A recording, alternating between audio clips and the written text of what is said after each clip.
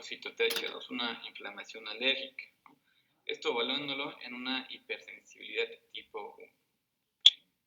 Permítame un minuto, déjame ver que se cargue la presentación.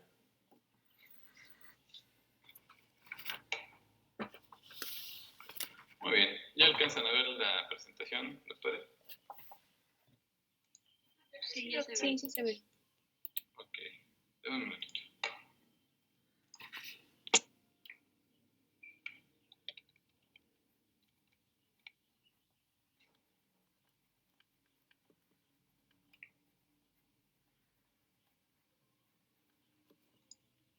Correcto, pues entonces, brevemente, repasando la inflamación alérgica, recuerden que la inflamación alérgica pues tiene dos componentes principales, ¿no? Importantes. La primera fase que definitivamente se requiere para que tengamos la sensibilización, pues es la exposición, ¿no? La primera exposición. ¿Y qué es lo que va a suceder? Entonces, digamos que tenemos en este caso está especificando un epitelio de vía aérea, que entra el alérgeno. El alérgeno entra a través del epitelio y va a ser tomado y capturado por la célula dendrítica. Como les comentaba ayer, esta célula dendrítica va a migrar hacia el nodo linfático regional. Este nodo linfático regional, durante esta migración, esta célula dendrítica o célula presentadora de antígeno por excelencia, va a procesar, va a fragmentar y va a presentar solamente la parte reconocible del alérgeno, que es el epito. Ya en el nodo linfático va a presentar a través del complejo mayor de compatibilidad tipo 2 al linfocito T, ¿vale? Y este linfocito T virgen lo va a reconocer a través del receptor del linfocito T, ¿vale? Y esto, si ustedes recuerdan, se conoce como sinapsis inmunológica, ¿no? En el momento que hay la presentación del epitopo antigénico reconocible y que va a generar una respuesta inmunológica. Sin embargo, pues bueno, esta presentación hasta cierto punto es inestable. Entonces hay algunos otros mecanismos por los cuales a través del CD4, se ancla a través del CD4 hacia la célula dendrítica, y esto hace que sea más estable la presentación, ¿no? Entonces aquí se transfiere la información. Ya una vez que se transfiere la información y ustedes recuerden cuál es la interleucina, es importante, que nos puede llegar a generar un fenotipo TH2, doctores. Interleucina 4. Perfecto, interleucina 4, ¿no? Entonces, esta presentación en un ambiente rico en interleucina 4, pues va a generar la diferenciación de un linfocito T virgen hacia una célula TH2. Bien, esta célula TH2, ¿qué citocinas secreta?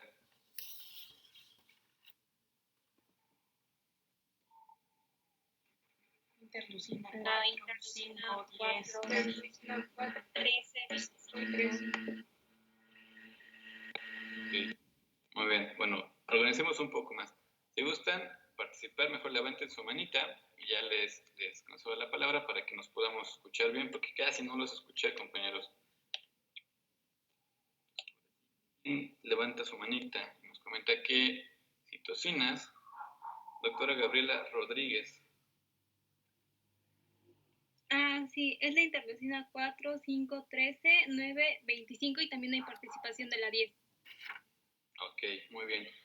¿Y para qué nos sirve la interleucina 4? Digo, aparte de favorecer la diferenciación hacia un inmunotipo TH2, ¿para qué más nos sirve la interleucina 4? Doctor Adrián León. Sí, bueno, la interleucina 4 es una interleucina fundamental para que se haga el cambio de su tipo de la IgM a una IgE en una transmutación somática. Perfecto, doctor. La interleucina 4, como bien comentó, pues es la más importante, ¿no? Sin embargo, también la interleucina 13 tiene ahí, pues, participación, ¿no? Entonces, ambas interleucinas son importantes, como bien comentó su compañero, para el cambio de isotipo de inmunoglobulina M hacia una inmunoglobulina E, ¿vale? ¿vale? Entonces, sucede la coestimulación, ¿no? A través del linfocito TH2, las citocinas que secreta, principalmente interleucina 4, interleucina 13, generará a través también del ligando 40, de CD40 con CD40, CD80, CD86, va a generar estimulación a la célula B para que produzca células plasmáticas, inductoras o productoras de inmunoglobulina E. ¿Vale? Entonces, producimos esta inmunoglobulina E. Y esta inmunoglobulina E ya es la inmunoglobulina E específica para el alérgeno capturado. ¿Vale?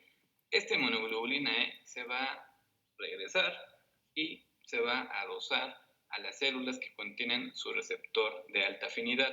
¿Que cuáles son, compañeros? ¿Cuáles son las células, doctor Aldo? Son las mastocitas y las basófilos. Perfecto, muy bien.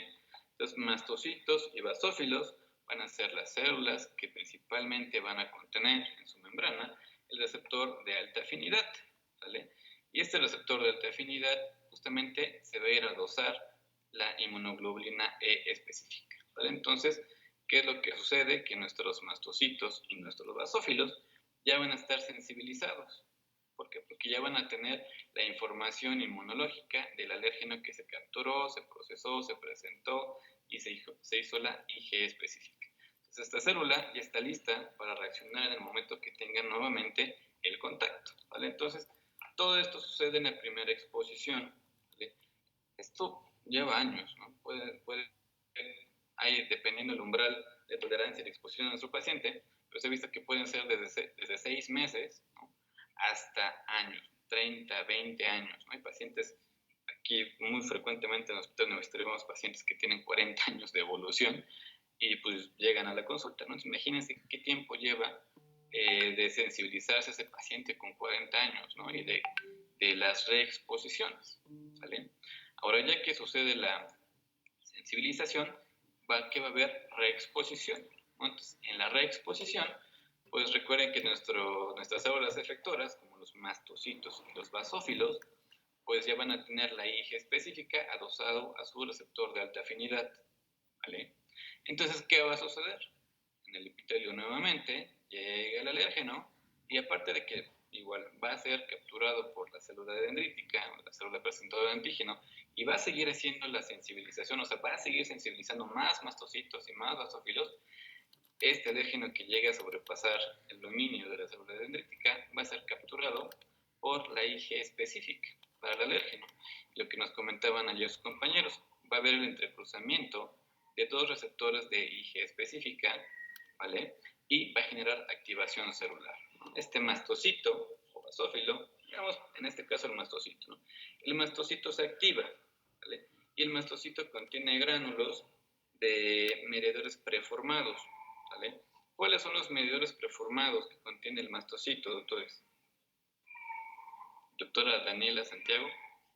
Sí, bueno, sus gránulos van a contener principalmente histamina, que, bueno, nos mencionó que es la principal amina biógena. Así es. Y también quinasa, triptasa, quimiosinas. Okay. Y también podría, pues, salir de los gránulos también otros mediadores de novo, que podrían ser las prostaglandinas y los leucotrienos. Ok, muy bien.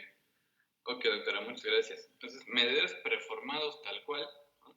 Histamina, que es uno de los principales actores en prácticamente todas las enfermedades alérgicas, que tengan muy en cuenta. Y entonces la histamina, aparte de la triptasa, quinasa, el factor activador de plaquetas, ¿no? También es importante, sobre todo cuando vemos angioedema y anafilaxia, ¿qué es lo que van a generar principalmente? ¿No? Va a generar vasodilatación, va a generar incremento de la permeabilidad vascular, ¿vale? Y pues vamos a tener los datos característicos de la inflamación, ¿no? Edema, rubor, ¿vale? Y digamos, bueno, esto ya a nivel de epitelio respiratorio bajo, que va a generar pues broncoconstricción, ¿sí? También, bueno, esto ya es fisiopatología de asma, lo veremos cuando llevemos asma, a través de ciertas interleucinas como la interleucina 13, se va a favorecer la producción de moco, ¿vale? Los mediadores de novo, que comentaba su compañera, como aquellos que vienen de la cascada del ácido araquidónico, prostaglandinas, cistenileucotrienos, trompopsamos, todos estos van a actuar en la fase tardía, pero se inicia su síntesis en esta fase temprana, ¿vale? También genera la producción de diversas quimiosinas, como quimiosinas como CCL11, vamos a tener RANTES, vamos a tener expresión de otras interleucinas, ¿no? Incluso como la misma interleucina 5. Y esto que va a generar que en la fase tardía haya reclutamiento muy importante de neutrófilos, de eosinófilos, de más mastocitos, de más eosinófilos y de más células T, ¿vale? Entonces, es todo un círculo vicioso, ¿correcto? Ahora, esto es en la fase temprana. Entonces, en la fase temprana, que va a estar caracterizada por la liberación de mediadores performados y la sintetización de los mediadores lipídicos de novo, ¿vale? ¿Qué vamos a observar? Pues vasodilatación, va a incrementar la permeabilidad vascular, el edema, y puede llegar a haber, o ya se notan cambios funcionales de forma aguda en los órganos afectados, ¿no? Sobre todo si estamos hablando de anafilaxia, que es una reacción severa, ¿vale? Y tenemos la fase tardía. Ya una vez que se generó la activación celular, que el mastocito ya capturó nuevamente al alérgeno, se activó, generó la secreción de sus gránulos de histamina principalmente, vasodilatación, permeabilidad vascular incrementada, ¿vale? Ahora, ¿qué es lo que sucede? Las diferentes células que llamó, ¿no? A través de interleucina 5, de CSL11, de CSL8, interleucina 8, 9, ¿vale? Van a llegar al área de la agresión, ¿no? Entonces van a llegar neutrófilos, van a también dentro de su citoplasma tienen gránulos que van a contener principalmente metaloproteinasas, que van a tener daño a nivel epitelial y generan degradación de colágeno. Esto se ve de forma muy importante, sobre todo en pacientes con asma neutrofílica, que es un asma realmente difícil de controlar, ¿vale? Vamos a tener llegada de más basófilos, de más linfocitos TH2, porque recuerden que también la célula dendrítica sigue haciendo su trabajo. No es que se detenga ya la célula dendrítica porque ya se activó la cascada inflamatoria, al contrario, siguen capturando y siguen presentando, ¿no? Tenemos mayor generación de inmunotipo TH2, ¿vale? Este inmunotipo TH2 pues sigue sensibilizando células. A la par, recuerden que también vamos a llamar al eosinófilo. Y el eosinófilo pues tiene gránulos secundarios en los cuales tiene sustancias que es lo que van a generar, pues daño epitelial, ¿vale? Y nuevamente, pues aquí se encuentra la otra variedad de asma, ¿no? Asma eosinofílica, en la cual diferentes toxinas derivadas de los gránulos secundarios del eosinófilo pueden dañarlo, ¿no? Y este daño epitelial, ¿hay quien creen que va a activar? A las alarminas, ¿no? ¿Ustedes me recuerdan cuáles son las alarminas?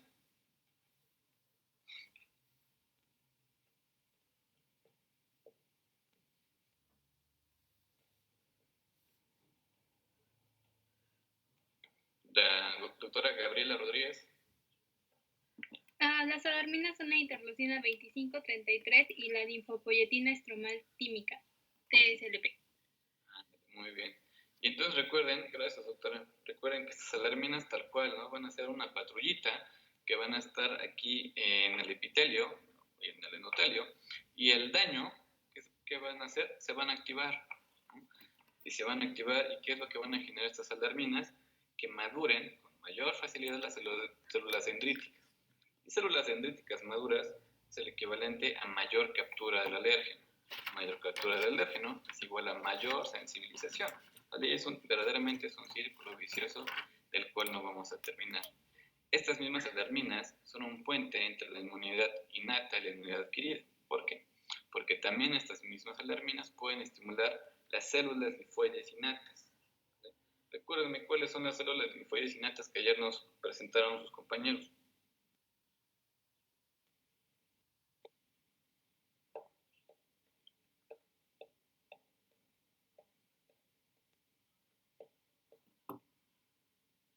Bueno, compañeros del equipo. Doctora Faridi. Sí, bueno, la lectura, bueno, ayer mencionábamos que había de 3 tipos, que era la 1, la 2 y la 3. Las tipo 1 estaban relacionadas con las células natural killer. Las del tipo 2 principalmente ayudaban a sintetizar interleucina 4, 5 y 13. Y la de tipo 3 nos ayudaban a sintetizar interleucina 17 y 22. Estas se caracterizaban porque son linfocitos no T y no B y son carentes de receptores de reconocimiento específico. Así es, muy bien, doctora. Es muy importante lo que nos comentó su compañera, sobre todo el último, ¿no? Carecen de receptores. ¿Qué significa esto? Que solamente van a actuar ante la agresión, ante el daño epitelial.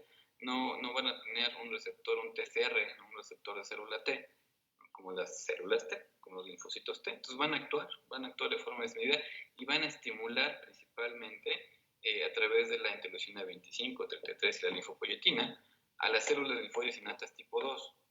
¿Vale? Esas células linfoides innatas tipo 2 van a tener un patrón de secreción de interleucinas, citocinas, similar a los linfocitos TH2. Entonces, ¿qué es lo que se genera? Mayor interleucina 4, 5, 13, 9, ¿vale? Predominantemente. Entonces, ¿qué hacen estas citocinas? Mayor interleucina 4, ¿qué nos va a generar? Que se cambie o que madure el linfocito T virgen hacia un linfocito TH2, que se favorezca el cambio de isotipo, interleucina 4, interleucina 13, favorezca el cambio de isotipo hacia una inmunoglobulina E, interleucina 5 va a llamar a más eosinófilos, ¿vale? Entonces, también las alarminas, al momento que detectan daño, se activan células linfoides innatas tipo 2 y continúa la secreción de células o de citocinas proinflamatorias. ¿Okay? Y entonces, ya en la fase tardía, que puede iniciarse en las primeras 2 a 6 horas con un punto máximo entre las 6 y 9 horas, vamos a tener un reclutamiento local y activación de más células TH2, eosinófilos, basófilos, otros leucocitos, y esto va a generar la perpetuidad del proceso inflamatorio. ¿Vale? Permítame un momento.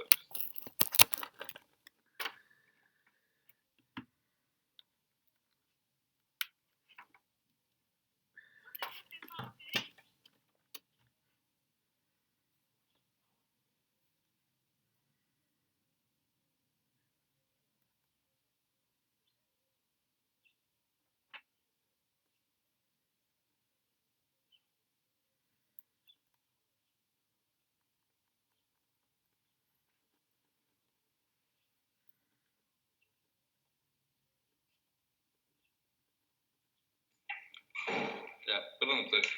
Bueno, entonces, diferencias. Fase temprana de la inflamación alérgica es la activación de las células inflamatorias, ¿no? Como cuáles, como mastocitos, como basófilos, la degranulación y el inicio de la inflamación. El edema incrementa la permeabilidad vascular y genera citocinas y quimiocinas que van a atraer a más células. En la fase tardía, estas células que se atrayeron a través de las diferentes quimiosiones y citocinas secretadas en la fase temprana, van a llegar al área de la agresión, ¿vale? Y estas células se degradan, todos los componentes que tienen en su citoplasma, y estas moléculas van a dañar, ¿no? El epitelio o la mucosa en la cual se haya generado la agresión. ¿Sale, doctores? Muy bien. ¿Hasta aquí dudas de este proceso de inflamación alérgica?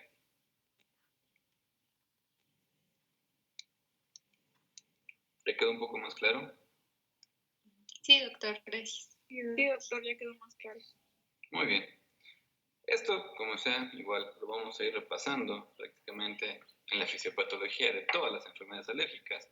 ¿Vale? Entonces, ténganlo bien claro porque igual les voy a ir preguntando en las diferentes enfermedades a modo de repaso. ¿Vale? Esta diapositiva que es bastante interesante, que la verdad es que condensa la gran mayoría de inmunotipos de los linfocitos T cooperadores, que con mayor frecuencia nosotros llegamos a observar. ¿Vale? Entonces, lo que les comentaba, un linfocito TH2 va a estar estimulado por todas estas interleucinas, ¿no? Sin embargo, la interleucina 4 es la estrella, ¿no? la que más importancia va a tener en cuanto al estímulo hacia un inmunotipo TH2, ¿no? Junto con su factor de transcripción. Y el patrón de producción de citocinas, ¿no? Interleucina 4, 5, 9, 10, 13, 25, ¿vale? Este patrón TH1, que es como les comentaba el día de ayer, es aquel que nos protege principalmente contra infecciones, y principalmente contra infecciones de tipo viral, a través de los interferones que llega a secretar el factor de necrosis tumoral alfa, interleucina 2 e interleucina 6, ¿vale? Y su factor de transcripción TIBET. Otro importante es el TH17, ¿vale? Que tiene como factor de transcripción ROR, en este caso es ROR gamma, ¿vale? Y tiene un patrón de situaciones de producción de la familia de interleucina 17, interleucina 6, 9, 21, 22, factor de necrosis tumoral alfa. Y otro que nos interesa mucho como alergólogos son los linfocitos T reguladores. ¿Por qué? Porque estos linfocitos T reguladores producen citocinas antiinflamatorias o reguladoras, tal cual, ¿no? Como la interleucina 10. ¿Vale? Parte de la inmunoterapia específica, que veremos en los siguientes días, es favorecer la diferenciación de un linfocito T virgen hacia un linfocito T regulador. ¿Vale? ¿Y esto por qué? Porque queremos que a través de esta interleucina 10 producido o secretado por el linfocito T regulador, regule o disminuya la actividad del linfocito TH2. ¿Bien? Entonces, tengan muy en cuenta estas células, TH1, TH2, TH17 y T regulador. Ahora, de las células linfoides innatas, la célula linfoide innata tipo 1, si ustedes recuerdan, tiene este factor de transcripción, TIBET. La célula linfoide innata tipo 2 tiene este factor de transcripción, GATA3. ¿Sí?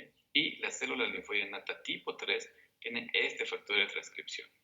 ¿Qué quiere decir esto? Que la tipo 1 va a tener este patrón de secreción de interleucinas, la tipo 2 va a tener este patrón de secreción de interleucinas, y la tipo 3 va a tener este patrón de secreción de interleucinas. ¿Vale? Ahí también la importancia de estas células linfoides innatas, que a pesar de que carecen del receptor, sí son importantes porque con su activación secretan las interleucinas dependiendo el linaje al que pertenezca. Bien, doctores.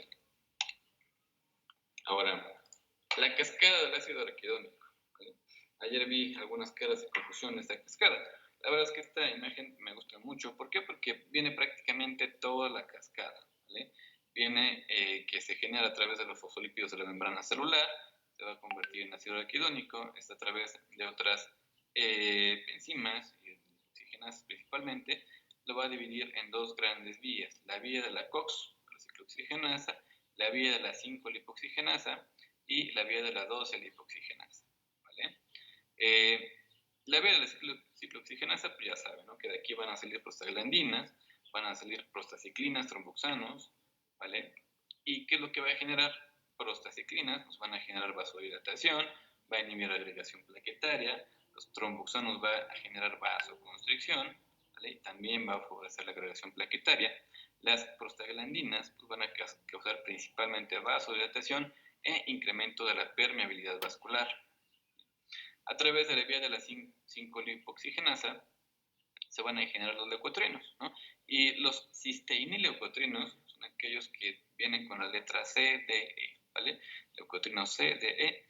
Estos van a ser de mucha importancia, sobre todo en el paciente con asma. ¿Por qué? Porque nos van a favorecer la producción de broncoespasmo, van a incrementar la permeabilidad vascular y pues obviamente con esto el reclutamiento celular. Bien. Y algo muy importante que también, justo a través de esta vía, se producen lipoxinas y resolvinas. Y esas lipoxinas y resolvinas van a actuar para limitar o inhibir la inflamación. ¿Vale? Ahora, puntos importantes también. Lo veremos seguramente con sus compañeros ya en fármacos, pero la fosfolipasa, que en este caso es fosfolipasa A2, que es la que va a escindir a los fosfolípidos de la membrana celular, se puede limitar, ¿no? Se puede limitar su actividad. ¿Y quiénes lo hacen? Los esteroides. ¿Vale? Los esteroides, mediante uno de sus mecanismos de acción, va a actuar a través de la fosfolipasa 2, inhibiéndola, y per se, ¿qué es lo que sucede? Pues ya no hay ni la aparición o la generación de algunos de los mediadores lipídicos de nuevo, ¿no? Ciclooxigenasas, prostaglandinas, tromboxanos, prostaciclinas, ¿vale? No va a haber cistenileucotrienos, ¿vale? Ahora, la ciclooxigenasa, pues bueno, sabemos que lo podemos inhibir a través de inhibidores de COX-1 o COX-2 selectivos, ¿vale? Y la vía de la 5-lipoxigenasa, aquí también hay un medicamento, un antileucotrieno que la inhibe, ¿vale? Y la gran mayoría de leucotrinos van dirigidos contra los cistenileucotrinos, ¿vale? Eso es como un breve repaso de la cascada del ácido araquidónico que veremos pues, en farmacología.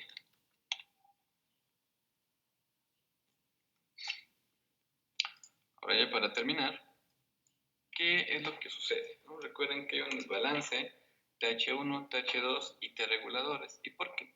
Porque las células TH2 van a producir incremento de la producción de moco, van a estimular células endoteliales, las van a lesionar también, van a estimular a las células B a través de interleucina 4, interleucina 13, a que se genere la producción de IgE específica y también van a producir factores quimiotácticos de maduración para diferentes células como basófilos, eosinófilos, incluso también para mastocitos, ¿vale? Entonces un perfil TH2 es un perfil proinflamatorio alérgico. ¿Y qué es lo que buscamos nosotros los alergólogos con la inmunoterapia? Favorecer un inmunotipo T regulador. ¿Por qué? Porque el inmunotipo T regulador va a suprimir al inmunotipo TH2, ¿vale? Y suprime per se la inflamación alérgica, ¿vale? Va a suprimir la activación del endotelio, del epitelio, entonces las alarminas pues no se van a activar, ¿vale? No va a haber esa activación de alarminas, de células linfoyacinatas, ¿vale?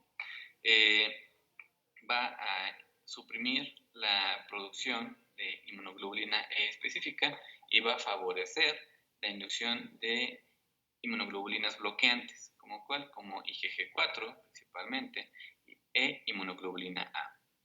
Y va a tener efectos supresores en las células inflamatorias, ¿no? Como mastocitos, basófilos y eosinófilos, ¿vale? Entonces, aquí está el gran detalle que veremos ya más adelante respecto al tratamiento con inmunoterapia específica, ¿vale? Por eso es que a nosotros nos interesan mucho estas células T reguladoras. ¿Vale, doctores? Muy bien. ¿Alguna duda que tengan, doctores, que les haya quedado?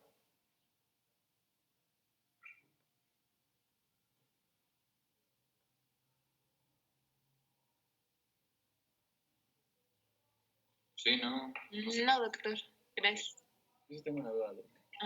Dígame. Respecto al esquema anterior del ácido araquidónico, Ajá. ahí, bueno, hasta donde yo tengo entendido, el ácido acetilsalicílico está contraindicado para pacientes con asma, ¿no? Entonces, está contraindicado porque inhibe directamente la ciclooxigenasa y aumenta entonces la vía de la lipoxigenasa. Ok. Vamos No a ver. está contraindicado, ¿eh? Bueno, no, al menos en asma alérgico, al menos no está contraindicado el ácido acetilsalicílico, a no ser, al menos, ¿no? Que tenga una reacción adversa al consumo del mismo, ¿no? Pero que sea un paciente asmático no implica contraindicación absoluta del ácido acetilsalicílico.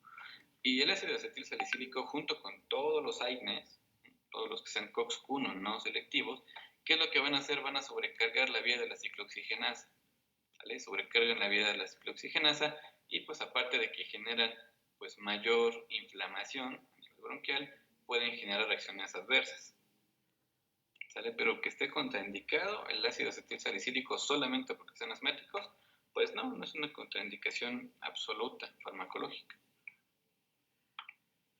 Ok, doctor, gracias. ¿Sí? Muy bien, si no hay ninguna otra duda, vamos a revisar el tema del día de hoy, que es abordaje diagnóstico, ¿no? Abordaje diagnóstico de las enfermedades alérgicas. Entonces, permítame un minuto en lo que cargo la presentación.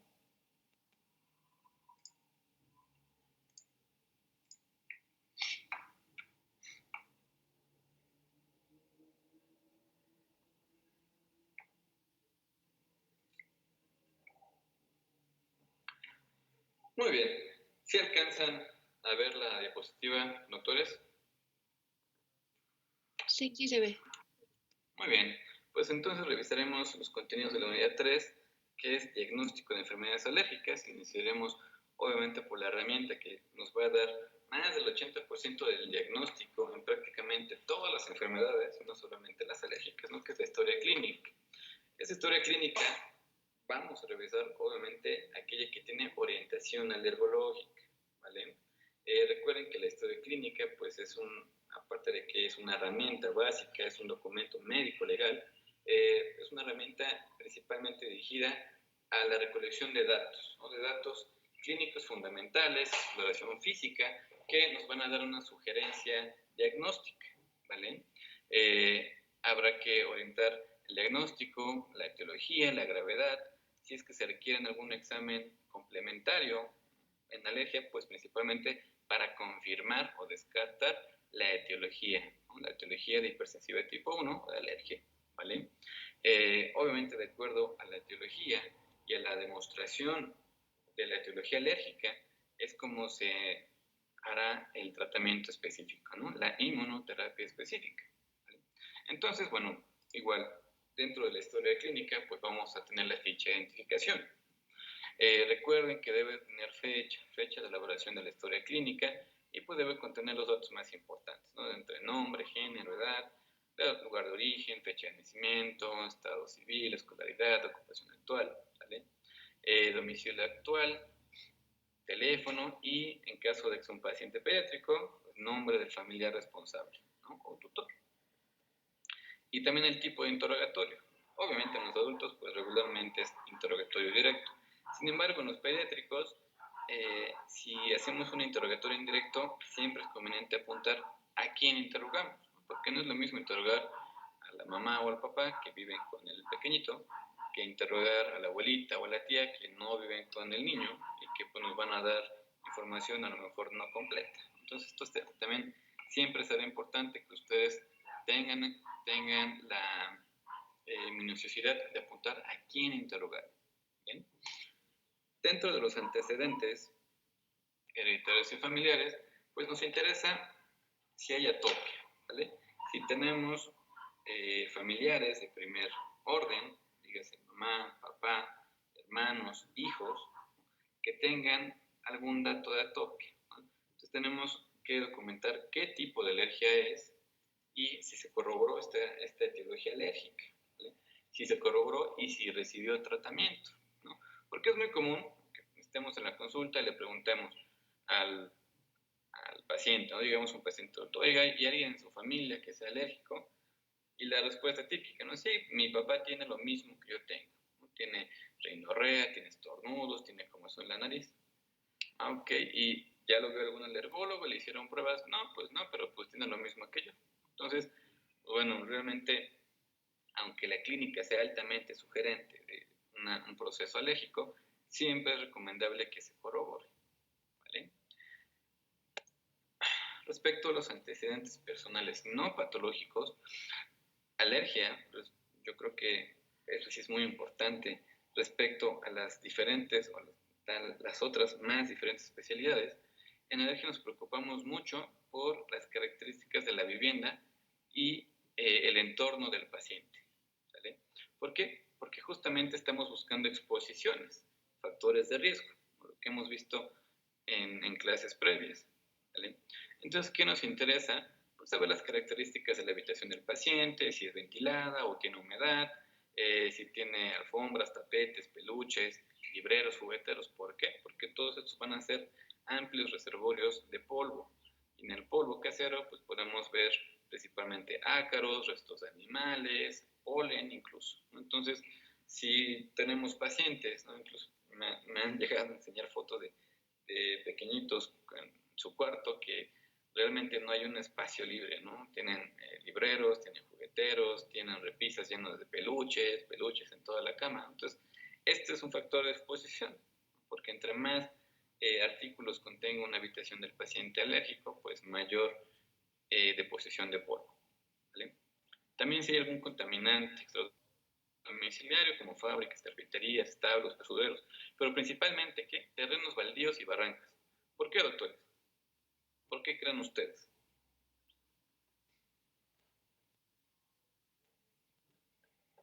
¿Por qué nos interesará a nosotros los alergólogos esto?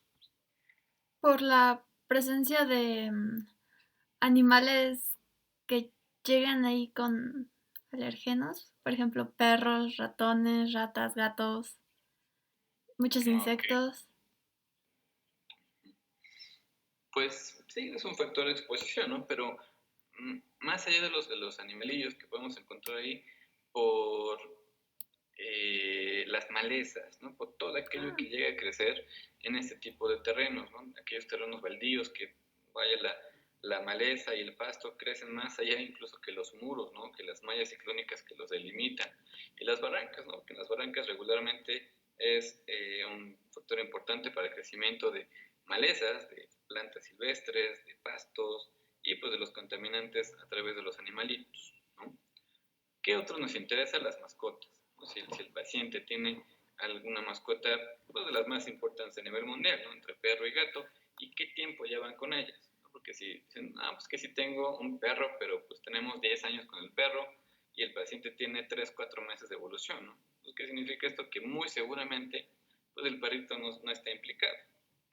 Pero si me dijeran, no, pues que el paciente tiene 4 meses de evolución y tiene 6 meses, 8 meses que compraron el perrito, pues diríamos, caray, pues ahí sí está bastante dudoso, ¿no? Seguramente el perrito sí puede ser un factor de riesgo asociado a la sensibilización del paciente, ¿vale? El hábito tabáquico. ¿Y el hábito tabáquico por qué, doctores? Porque es un contaminante. Bueno, recuerden que los contaminantes ambientales es un factor de exposición y que puede generar cambios epigenéticos. Y el hábito tabáquico, hay exposición de humo de tabaco, más bien dicho, de primera, segunda y tercera mano. ¿Saben, han escuchado a qué se refiere esto de humo de tabaco primera, segunda y tercera mano?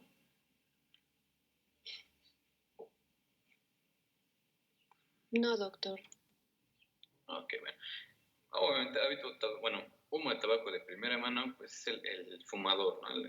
Aquel paciente que fuma y se expone a los propios sustancias que se generan a través de la combustión del cigarro. Segunda mano es aquel fumador pasivo, ¿no? Aquel paciente que está ahí en el círculo social con varios fumadores y que también está inhalando, ¿no? Estos productos de la combustión del cigarro. Y el humo de tabaco de tercera mano es el de los peores porque nadie lo advierte, ¿no? Entonces es aquel papá de familia que fuma y que se sale de la casa, ¿no? Fumar para que el humo del tabaco no le afecte a su familia, ¿no? Sin embargo, este humo de tabaco queda impregnado en la ropa, en la piel, en el cabello de la persona que fuma y obviamente estos contaminantes los arrastra hacia su casa.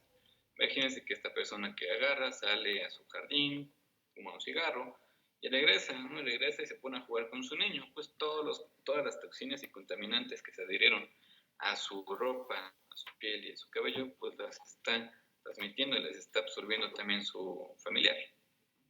Entonces, este humo de tercera mano es uno de los que más llegan a afectar. Y justamente esto sí es importante saberlo respecto al hábito tabáquico, ¿no? Entonces, romper mitos. A ustedes les va a tocar mucho de esto en su servicio social. Porque es muy común que preguntemos, oiga, ¿fuman alguien en su casa? No, fuera de mi casa. Ups, pues fuman. Sea como sea el caso, tienen exposición a humo de tabaco. A lo mejor no de primera o segunda mano, pero sí de tercera mano. Que afecta igual, ¿vale?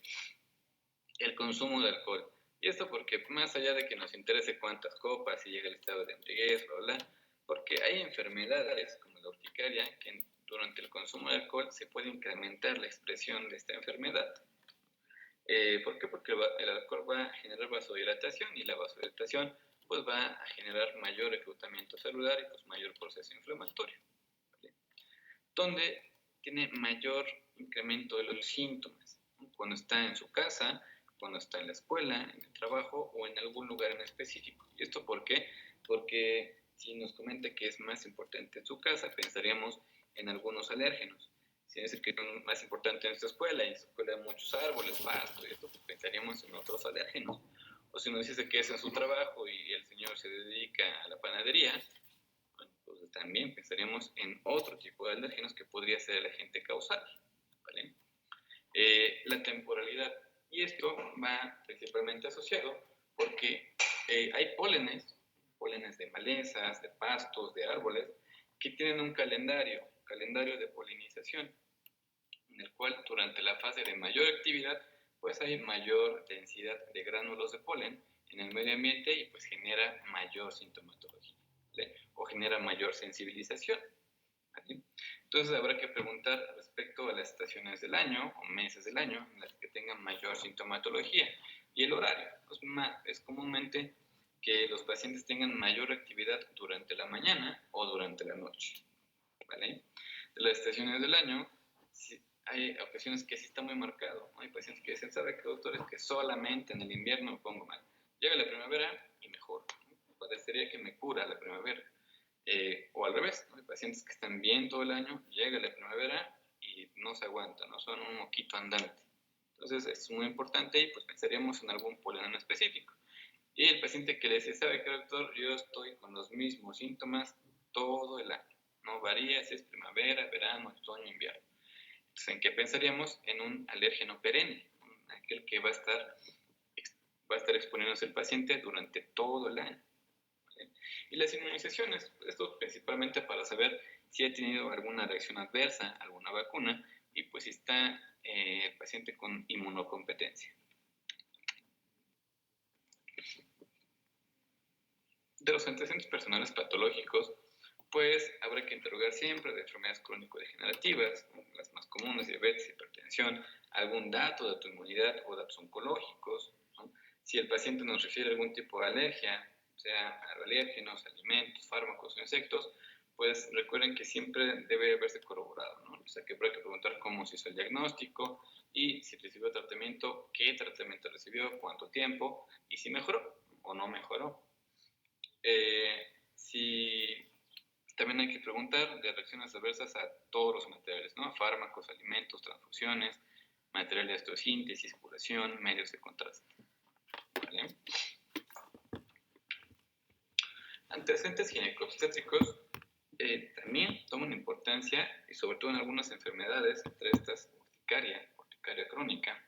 ¿Por qué? Porque hay enfermedades que tienen periodos cíclicos, ¿no? Entonces, hay pacientes que comentan que 5 son muchos días, 2 o 3 días antes de tener su ciclo menstrual presentan urticaria.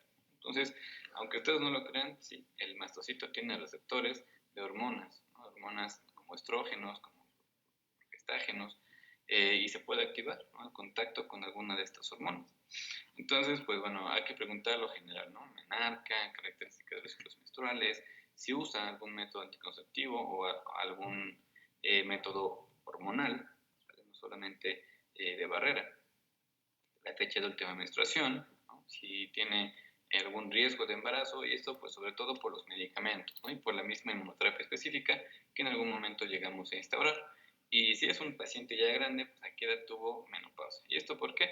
Porque recuerden que aquellos pacientes sin perimenopausia van a tener datos parasimpáticos bastante importantes, ¿no? Son pacientes que están con diaforesis o que están con una sequedad de mucosas importante, ¿no? Y llegan a consulta por eso, doctores, que tengo la piel muy seca. Ah, caray.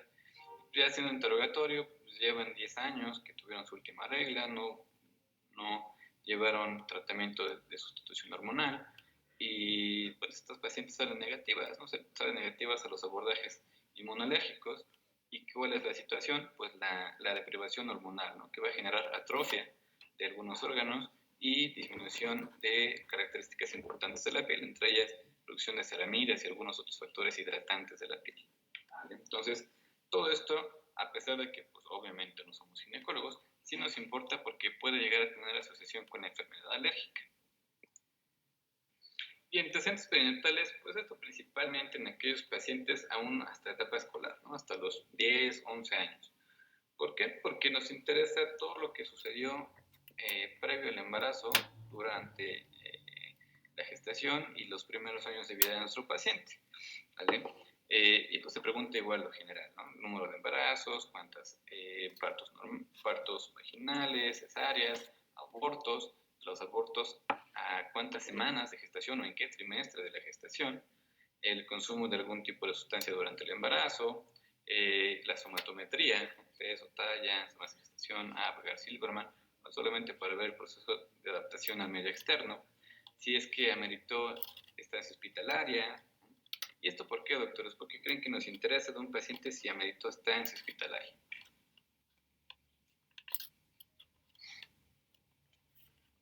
¿Por qué creen? Levanten su manita.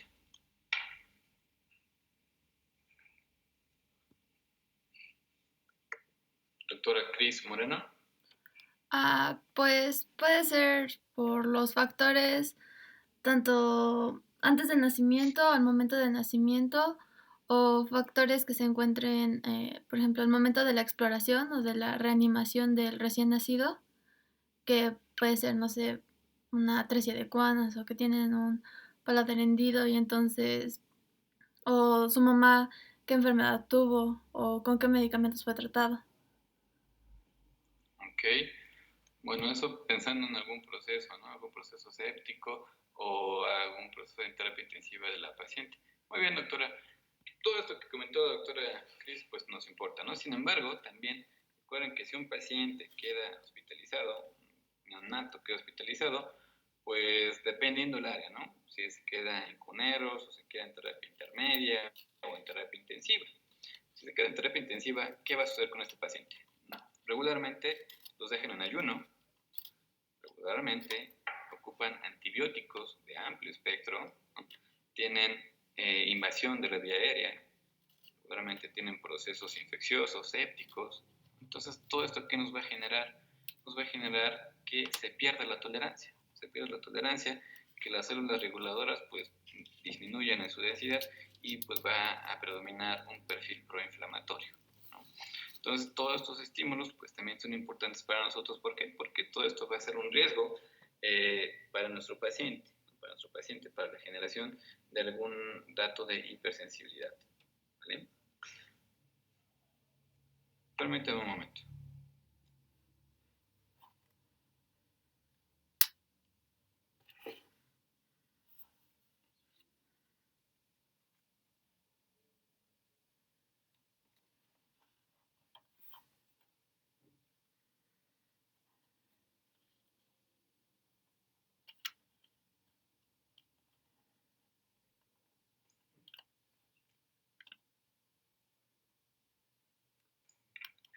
Perdón.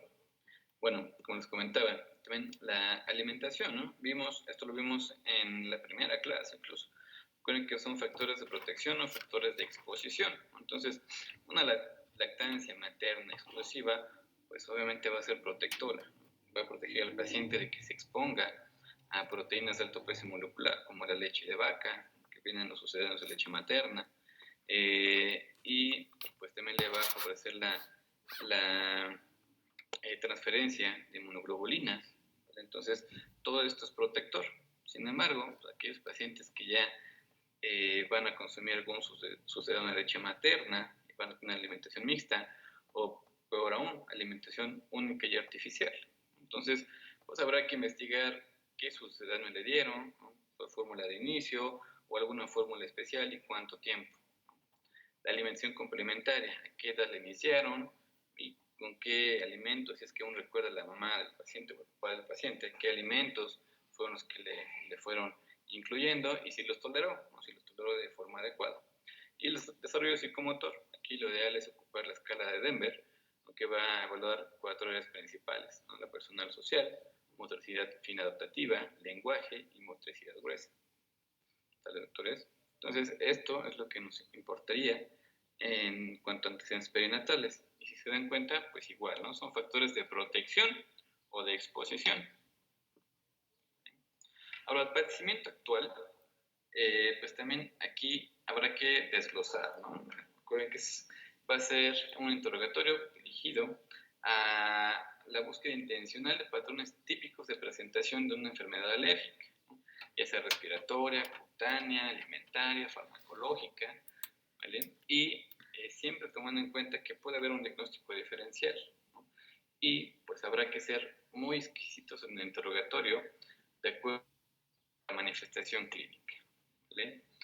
Y pues hay que tomar en cuenta que hay algunos agentes desencadenantes o exacerbantes de los síntomas, ¿no? Como las infecciones. Si recuerdan lo que les dije de las infecciones en el paciente alérgico, levanten su manita.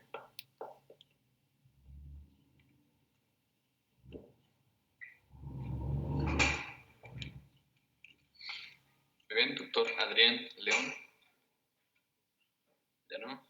Sí. Ok. ¿Me escuchó? Sí, adelante. Es que no me aparece que... ya tengo activo. Con respecto a las infecciones, nos había comentado que iban a estar incrementadas. Esto debido a que como en la respuesta alérgica se basa en una respuesta TH2, esta va a suprimir la respuesta TH1. Y la TH1 tiene la característica, bueno, el TH1 tiene la característica de secretar interleucina 10, que es una interleucina conocida como antiinflamatoria. Entonces, esto nos había comentado que como tal va a propiciar que haya un estado en el que haya más infecciones. Ok, muy bien. Entonces recuerden que, muy bien, gracias doctor. Recuerden que nuestro perfil TH1 pues va a estar disminuido, ¿no? Incluso está inhibido. Esto va a generar pues mayor infección, más tasa de procesos infecciosos. ¿Vale? Entonces es bastante común que el paciente alérgico tenga infecciones de repetición, ¿vale? Incluso también las mismas infecciones, el catarro común se llega a confundir con una rinitis alérgica. Entonces llegan a la consulta, no doctor, es que mi hijo se enferma 4 o 5 veces al mes de catarro. Y la verdad es que nosotros como inmunólogos nos espantamos, ¿no? Que decimos, caray, no tendrá alguna inmunodeficiencia. Y pues ya el interrogatorio más exhaustivo, pues nos comenta la mamá que no ha requerido antibióticos, que no se ha hospitalizado y que su catarro es la rinorrea y que eso pues no determina un proceso infeccioso tal cual. Entonces, las infecciones regularmente van a tener una elevación en su presentación. El tabaquismo, obviamente el humo de tabaco de primera, segunda y tercera mano, va a incrementar la sintomatología, sobre todo respiratoria baja. Es muy común que el paciente pediátrico asmático, hijo de papás con hábito tabáquico, pues tenga mayor tasa de exacerbaciones, ¿no? De crisis asmáticas. El frío, el polvo, van a ser factores que incrementen la sintomatología, ¿no? Y esto nos va orientando hacia alguna estacionalidad o que sea una presentación perenne. Los animales, pues aquí habrá que interrogar, ¿no? Inclusive el mismo paciente, y creo que aquí varios compañeros comentaron que cuando están en contacto con el gato tienen síntomas, ¿no? Entonces pues también ahí es una rayita más al gato. Entonces, habrá que interrogar específicamente qué animalitos tienen y qué respuesta tienen al contacto con estos animalitos. Si algún alimento, algún medicamento, ha tenido alguna reacción adversa a los mismos, el ejercicio, si conocen la actividad física, tienen incremento de la sintomatología o les genera alguna alteración. Pólenes, ¿no? Si cuando están expuestos al pasto, o cuando van a una arboleda, a un bosque, tienen mayor sintomatología. Y los cambios en el estado de ánimo, ¿vale? Todas aquellas alteraciones en el estado de ánimo definitivamente van a activar cualquier enfermedad y no solamente alérgica, ¿vale? Y esto nos va a condicionar comorbilidades, ¿vale? Entonces siempre el estado de ánimo es importantísimo en todos los procesos de alergia, ¿vale? ¿Por qué? Porque nos va a deprimir, ¿no? Vamos a tener menor producción de interferones, vamos a tener mayor producción de ciertas interleucinas que van a favorecer un proceso inflamatorio alérgico. ¿Bien? Ahora, ¿qué debemos buscar? Pues datos clínicos frecuentes de acuerdo a la manifestación alérgica, ¿no? Entonces, si hablamos de alergia respiratoria, ya sea asma, rinitis o conjuntivitis, que aquí es alergia ocular, pues el paciente asmático va a tener tos, sibilancias, aquí, bueno, dice dolor torácico, sin embargo es opresión torácica, ¿vale? Episodios o excesos de tos, ¿vale? El paciente con rinitis va a tener estornudos, ensalva, rinorrea acuosa, prurito, obstrucción. Sí es muy importante, la inflamación va a presentar epistaxis, otitis de repetición, ¿vale? Si es un paciente con conjuntivitis, pues va a tener hiperemia, va a tener epífora, edema, prurito ocular, ¿vale?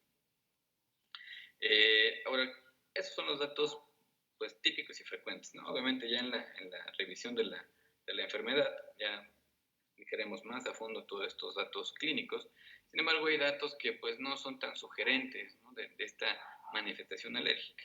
Entonces, un paciente que tenga roncus o que tenga acropaquias, ¿no? Datos de insuficiencia cardíaca o falla de medro, pues bueno, no es tan sugerente, ¿no? del paciente asmático. O de la rinitis, ¿no? Que tenga una rinitis purulenta, o que tenga solamente como manifestación clínica la obstrucción, ¿vale? Y que esta sea unilateral. Entonces, seguramente hasta puede ser un ciclo nasal, ¿no? Un fisiológico, simple y sencillo ciclo nasal, ¿vale? Y es muy común que llegue a la consulta, sí, doctor, es que vengo porque tengo alergia. Okay, ¿y qué le pasa? Pues que se me tapa la nariz. Ok, ¿se le tapan las fosas nasales? No, solamente una fosa nasal, y esto va cambiando cada 4 a 6 horas. Bueno, pues eso es más concordante con un ciclo nasal, ¿no? O la rinorrea purulenta, es bueno, es una rinitis infecciosa, ¿vale? Y de la conjuntivitis,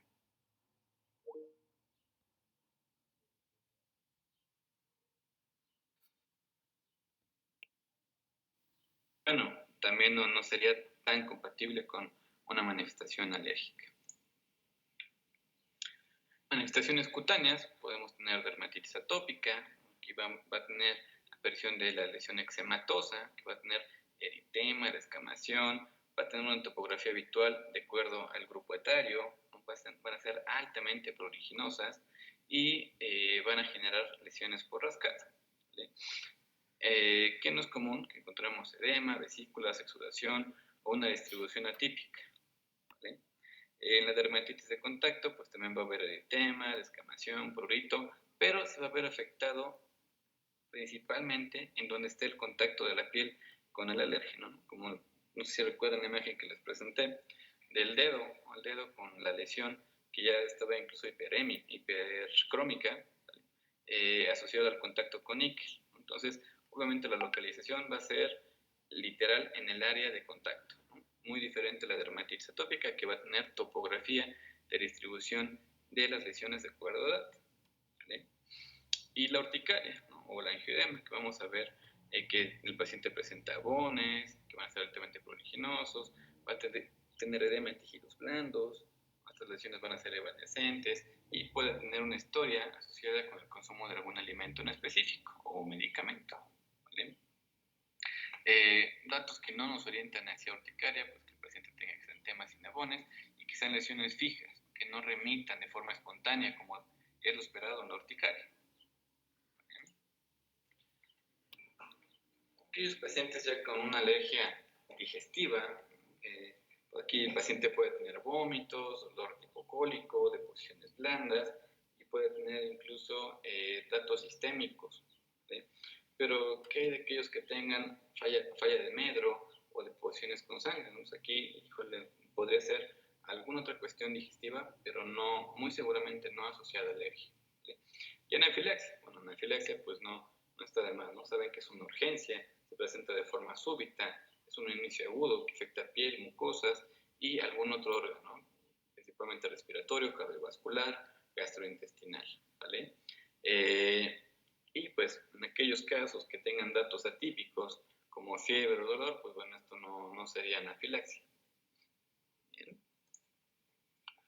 ¿Qué datos deberíamos interrogar al momento de hacer una historia clínica con una orientación alergológica? Pues debemos de, si sospechamos alergia respiratoria, pues a ver si tiene una clínica relacionada con algún desencadenante, alguna exposición, si tiene alguna estacionalidad, ¿vale?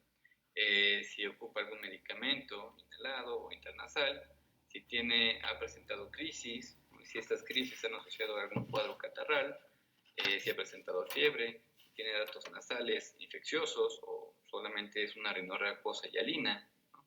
Si tiene datos de la tetrada rinítica como obstrucción nasal, estornudos, el saludo alérgico, si tiene datos conjuntivales como hiperemia y comezón ocular, ¿no? Entonces, tenemos que interrogar prácticamente todos los aparatos y sistemas asociados a alergia respiratoria. La alergia alimentaria, pues aquí habrá que sospechar al alimento de acuerdo a la ingesta, ¿no?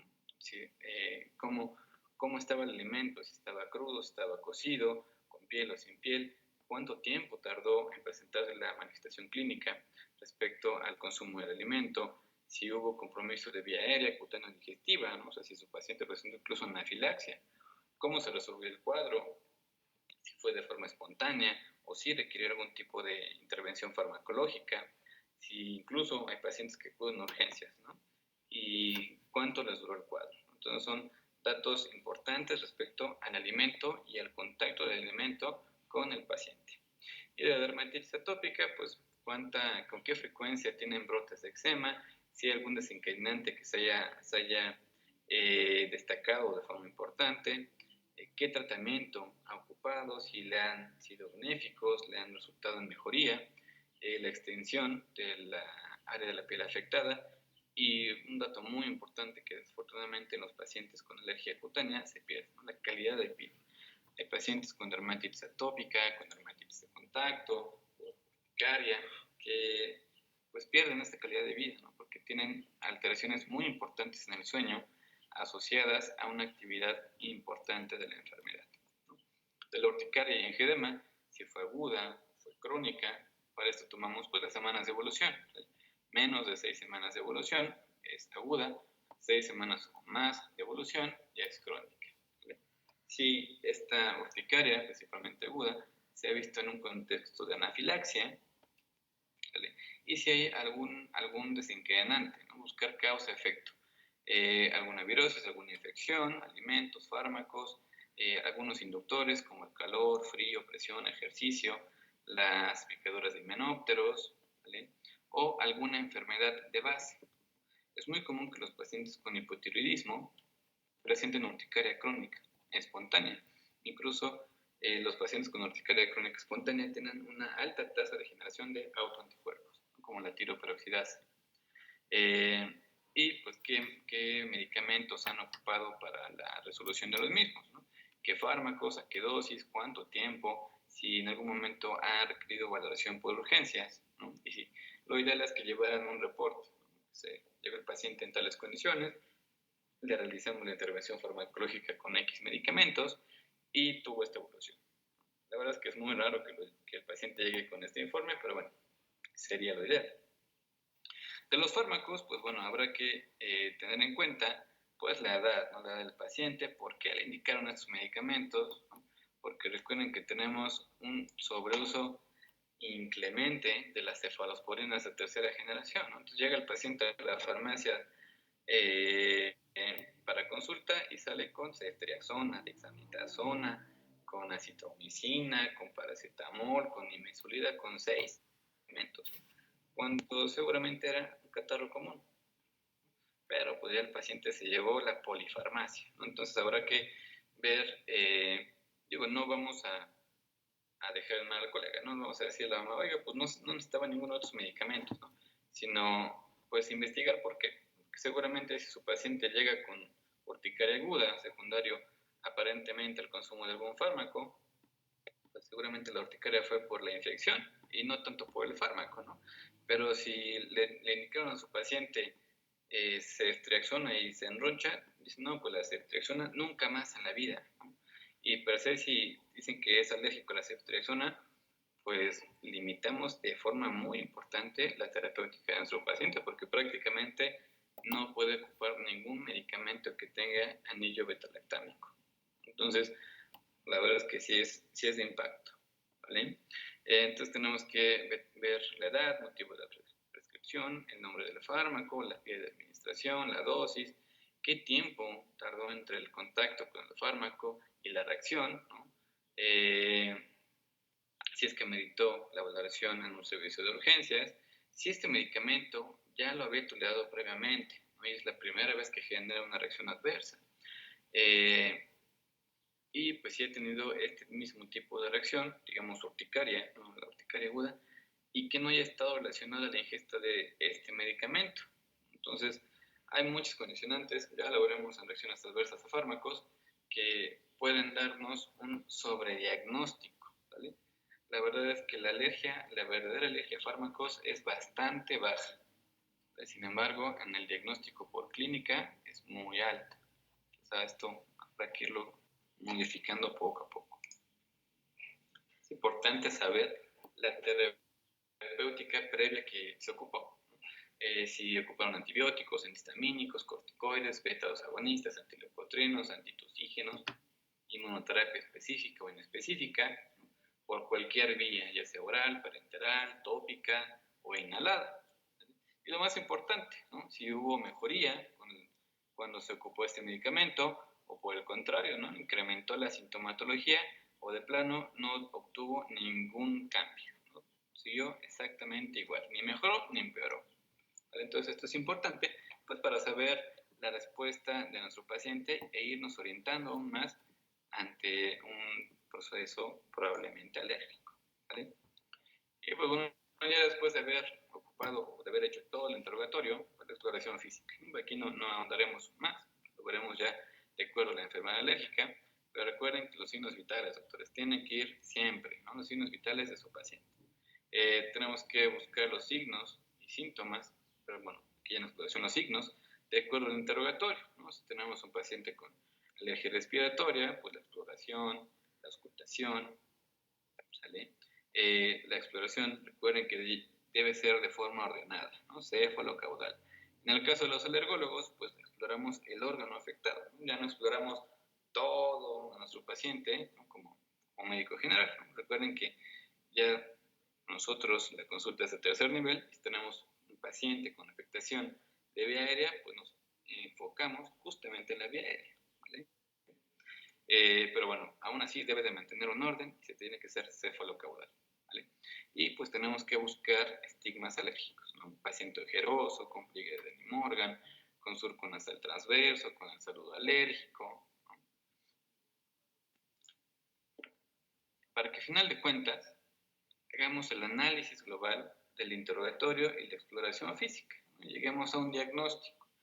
Y este diagnóstico es importante porque si estamos pensando que nuestro paciente tiene rinitis, pero sus antecedentes familiares, los personales no patológicos, la clínica, la exploración física es altamente sugerente de una etiología alérgica, hay que corroborar, hay que documentar esta etiología alérgica, ya sea por métodos in vivo, in vitro, ¿vale?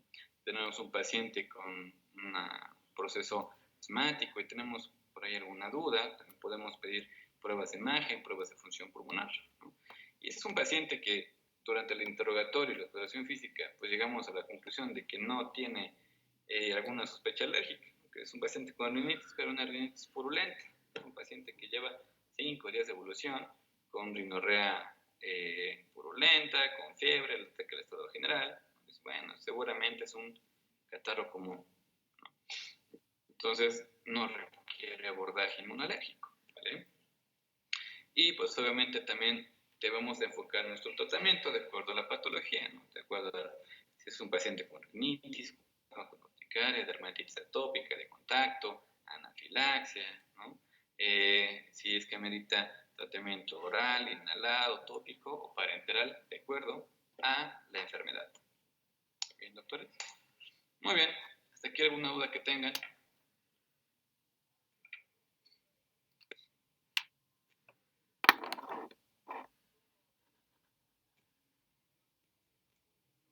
¿No? Me imagino que Creo que no, doc. Perfecto. Entonces avanzamos y veremos los alérgenos más frecuentes en México, ¿vale? Para los alérgenos más frecuentes vamos a revisar los aeroalérgenos. Bien. De los aeroalérgenos vamos a ver a continuación muchas cosas importantes que pues, son más de botánica. No sé si lo gustan ver. No es necesario que se aprendan los nombres científicos tan raros y oscuros que veremos en algún momento. Solamente lo que me importa es que tengan en cuenta que existen aeroalérgenos que se catalogan para su estudio en aquellos que son de interiores y aquellos que son de exteriores. Y aquí es lo que les comentaba, que en la historia clínica habrá que preguntar, ¿se siente mejor adentro de su casa, en el trabajo, en la escuela, en un parque, en donde se siente mal? Entonces, si su paciente dice, no, doctor, es que yo salgo de mi casa y pues me siento bien, pero llego a mi casa y empiezo a estornudar con el moco, empiezo, o me dan sibilancias, ¿no? Entonces ahí que pensaríamos, ok, seguramente algún alérgeno del interior le puede estar ocasionando las alteraciones. ¿Y cuáles de los más importantes o más comunes? El ácaro. Ustedes si logran ver las letras, las veo muy chiquitas, pero bueno. Aquí en el primer circulito pues tenemos como causa número 1 en México y en el mundo a los ácaros del polvo, ¿vale? También las cucarachas son importantes, los hongos de la humedad, ¿vale? Y epitelios de animales como una causa también importante. Pero si su paciente comenta que tiene mayor sintomatología cuando está fuera de su casa, en ambientes al aire libre, pues habrá que sospechar de pólenes, ¿no? Puede ser de árboles, de malezas, de pastos, o pues en el caso muy específico de la picadura de algún insecto, como los himenópteros, ¿vale? Entonces, así ténganlos en cuenta, como de interiores o de exteriores, y de esto va a depender mucho de su paciente. Claro, hay pacientes que dicen, ¿sabe qué, doctor? Yo me siento mal adentro de mi casa y afuera de mi casa. Entonces, sí, se vale, y el paciente puede estar sensibilizado, puede ser alérgico a alérgenos de interiores y de exteriores, ¿no? Entonces, es muy común que el paciente sea positivo a ácaros del polvo y a algún polen, ¿no?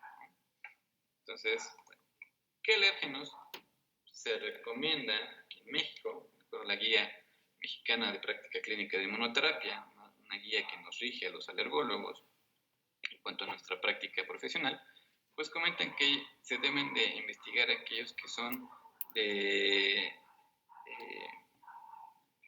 visibilidad internacional, o sea, que existen en México y en el mundo, como los ácaros, los dermatofagoides teronicinos, que es uno de los principales, dermatofagoides farine, son de los principales ácaros que pueden llegar a salir positivos en una prueba cutánea, las cucarachas, que también son importantes, epitelios animales como el gato, ¿no? Que es uno de los número uno a nivel mundial de epitelios animales que pueden generar alergia. Y pólenes, ¿no? Hablando de México, de forma muy importante está el árbol del fresno, ¿no?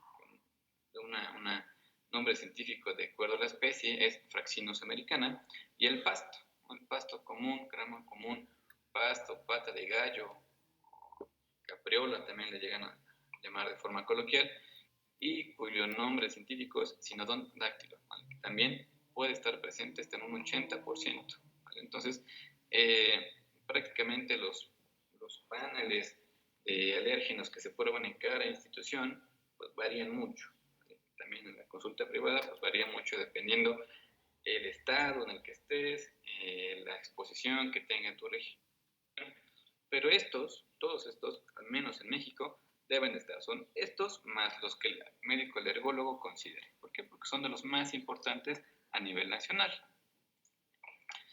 Y este es el calendario de polinización que les comentaba, ¿vale? ¿Qué es lo que tenemos?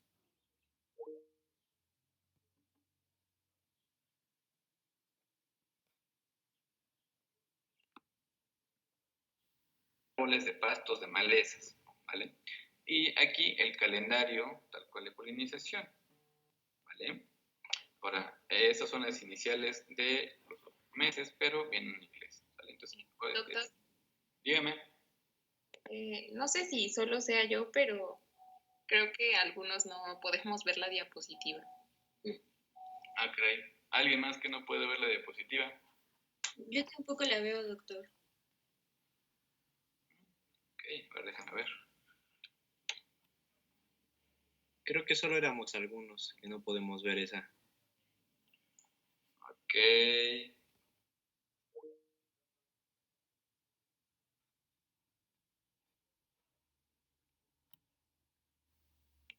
Yo sí la veo, doctor. Ok. Bueno, pues no sé qué será, a lo mejor será la conexión de su dispositivo, doctores, que no puedan observar la diapositiva. ¿Sí? Bueno, como saben, este calendario, como les comentaba, viene con las iniciales de cada mes en inglés, ¿no? Entonces aquí iniciamos con octubre. Y a partir de octubre, ¿no?, empieza el calendario, ¿no? Esto se realizó, a pesar de que viene en inglés, se hizo aquí en México. Se colocaron recolectores de polen en diferentes puntos del país y en la Ciudad de México, en todo lo que es la gran metrópoli, ¿no? México, Ciudad de México, Morelos, Puebla, Tlaxcala, Hidalgo. Y durante un año se hizo la recolección de pólenes para notar si había algún mes en específico en el cual hubiera un incremento de ellos, ¿no? Y entonces aquí de los importantes, esta línea que ven aquí, con una flechita verde que dice Poaceae, es una familia de pólenes que se refiere a los pastos, ¿vale? Y aquí vemos que los pastos están polinizando todo el año, ¿vale? Todo el año van a estar polinizando con ciertos picos. Aquí es una gráfica de colores en la cual entre más oscuro, bueno, más rojo se va tornando la colorimetría, tiene mayor densidad de gránulos de polen. ¿Vale? Entonces, los pastos todo el año están activos, ¿vale? Sin embargo, en octubre, ¿sale? En enero y febrero y en agosto y septiembre es donde van a tener picos de polinización, ¿vale? Entonces, si ustedes se dan cuenta, pues va a ser en otoño, en invierno y en verano, ¿vale? Prácticamente todo el año. Bien. Otro, que está aquí, que son los glutinatos, que es una betulácea, es un árbol que también es importante, a lo mejor no tanto en el centro del país, es un poco más importante, sobre todo en el norte del país, pero también es importante su polinización. Y que está con flecha azul, que es el fresno, ¿vale? Que está junto con los cipreses, bueno, con cupresáceas, pero su árbol representativo serían los cipreses. Esos también prácticamente todo el año están polinizando.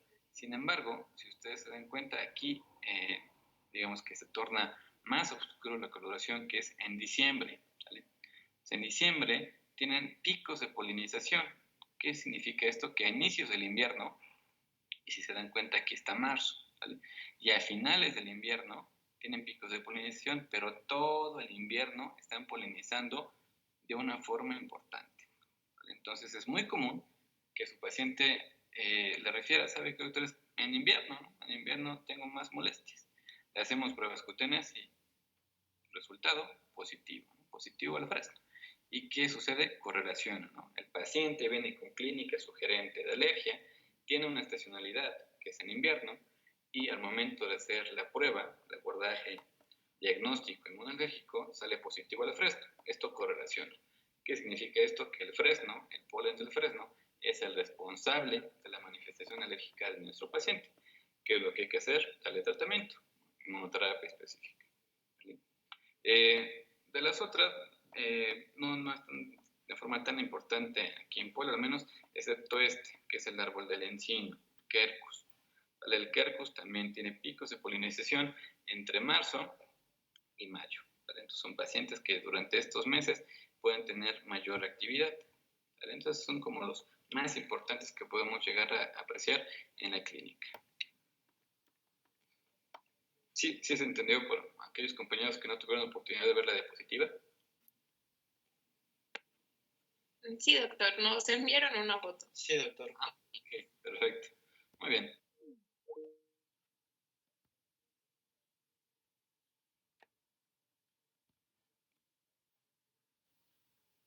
Gran variedad. Sin embargo, vamos a ver los más representativos, iniciando con los de exteriores. Tenemos a las malezas. Esto de Quenopo amarantáceas ni se la aprenden, ¿no? Igual que los nombres científicos, porque esto es botánica. Nosotros como alergólogos, pues sí estamos obligados a aprendernos todo esto de botánica, pero para fines de enseñanza con ustedes no es necesario. Lo que sí quiero es que lo identifiquen y que aprendan cosas en específico. Por ejemplo, esto se llama Chenopodium album, es una planta muy específica, con un olor muy característico y que se llega a ocupar para las quesadillas. ¿Qué es, doctores? El epazote. Exacto, el epazote, ¿vale? Ahora, ojo, el paciente que sea positivo a Chenopodium album es alérgico al polen de esta maleza, pero no a la, ¿vale? Porque es muy... Doctor, entonces no voy a poder comer quesadillas con epazote. No, nada que ver, ¿no? Es alérgico al polen, no al alimento como tal.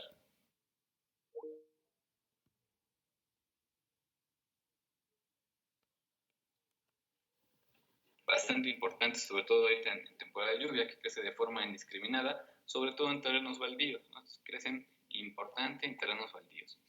Y esta que dice Amaranthus palmeri, y esta también se ocupa como alimento. ¿Alguien sabe qué es? Su nombre les puede dar una idea. ¿El amaranto? El amaranto.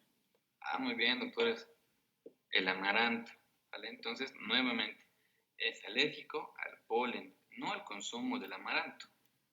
¿Vale, doctores? Bueno, continuamos. Doctor, entonces, pero sí puede haber personas que sean alérgicas como tal al consumo de... ¿no? Pues no, fíjese que al menos en lo que llevo de práctica profesional, no he encontrado un paciente que sea alérgico al amaranto en polen y al amaranto en alimento.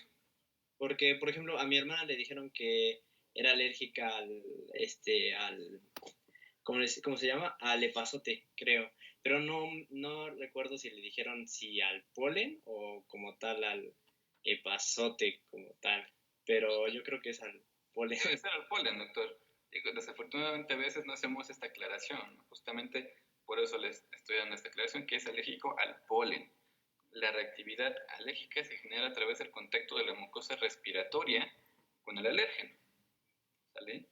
A través de la mucosa gástrica o del tracto gastrointestinal, es muy raro que un paciente se llegue a sensibilizar, ¿no? Sí existen los síndromes polen fruta o polen alimento, pero el epazote no es uno de ellos, ¿sale? Por el contrario, sí hay un síndrome que es polen frutas, como por ejemplo, aquellos pacientes que son alérgicos a los glutinatos, al encino, ¿vale?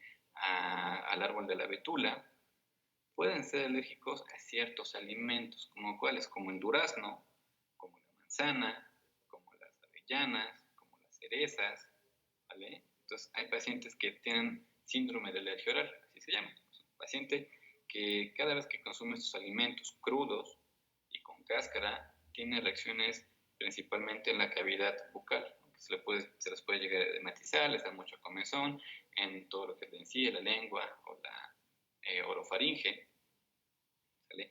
Y que sus pacientes seguramente están sensibilizados a un árbol, ya sea encino, betula o álamos, ¿vale? Y esto así se llama síndrome de alergia oral.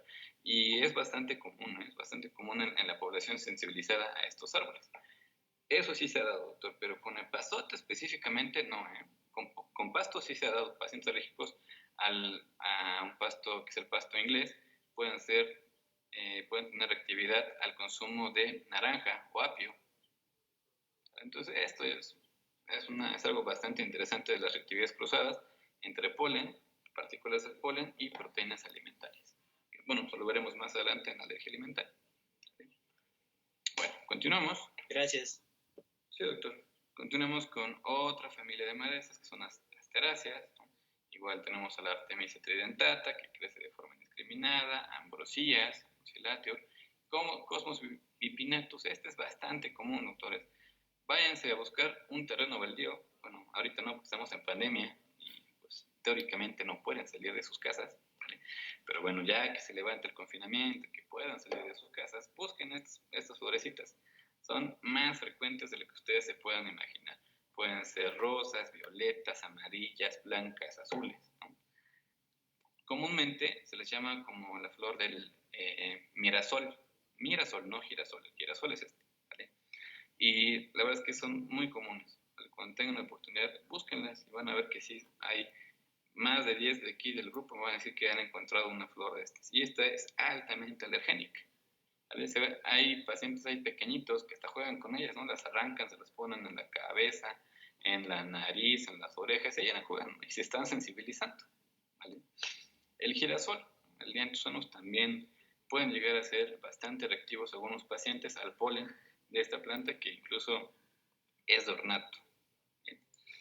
Ahora, árboles. Hay una gran cantidad de árboles que pueden ser causa de alergia. Sin embargo, estos árboles que pertenecen a una familia muy específica, que es la familia de las oleáceas, en las cuales incluye el árbol del fresno, que tenemos aquí, el árbol del trueno, que tenemos aquí, y un árbol que realmente carecemos aquí en América Latina, que es el árbol del olivo, ¿vale?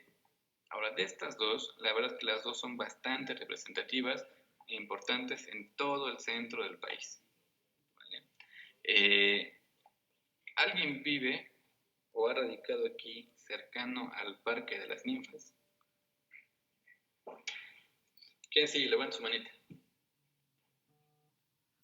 ¿No conocen el Parque de las Ninfas? Sí, doctor. Ok, El hospital enfrente.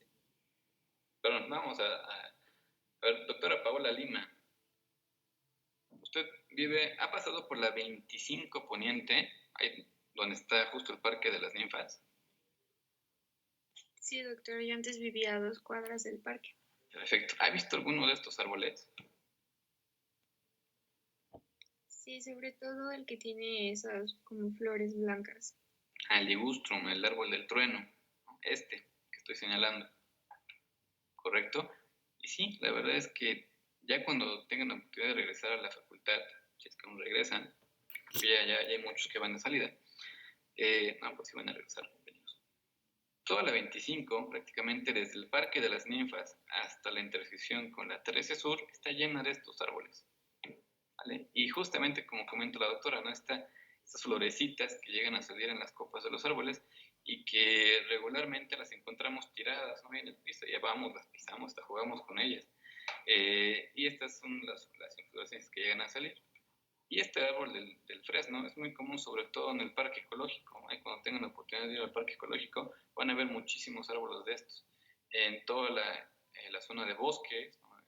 Tal cual el cerro de Malucan, lo que se llama, hay muchísimos árboles de estos también, ¿vale? En donde más he visto, en el Jardín del Arte, me parece que hay también muchos árboles de estos, los vecinos. Pero en general hay una gran cantidad, ¿vale? Y el polen es el que nos llega a sensibilizar de forma bastante importante. Ahora, los pastos. La polinización, como les comenté, es prácticamente todo el año, ¿no? Desde 10 meses, 12 meses puede llegar a estar presente el pasto. Y es el más común, Sinodon dactylon, grama común, pasto común, ¿vale?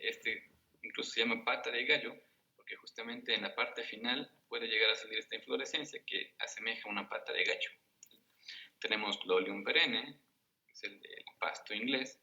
Tenemos Olcus alepense, que es el sorgo alepense, que también es otro tipo de pasto bastante común, sobre todo en terrenos baldíos, que llega a presentar estas inflorescencias, ¿no? Que incluso llega a parecer trigo. Y que es siamais.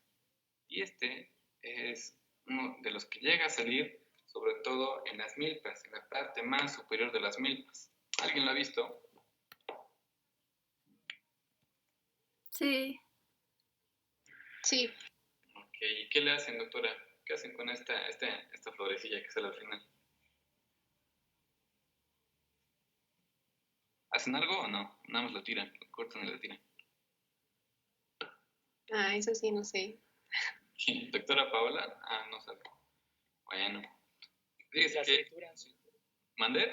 Yo he visto que muchas personas cortan este tipo y se las ponen en la boca, la mastican, la tienen entre los dientes todo el tiempo. Exacto. La tienen entre los dientes y la andan respirando. Ahí he conocido familias que las cortan y las dejan como una flor de ornato. Entonces, también se están sensibilizando. Ahora, ojo, nuevamente, se sensibilizan al polen, no al maíz. Digo, sí hay pacientes que son alérgicos a la proteína del maíz, pero no por este medio, ¿no? Estamos hablando de alergia respiratoria, no alimentaria. Y este es uno de los más importantes que podemos llegar a diagnosticar. ¿Sale? Ahora pasamos a aquellos que están en el interior, ¿no? Los alérgenos de interiores. Los ácaros son de los más importantes, ¿vale?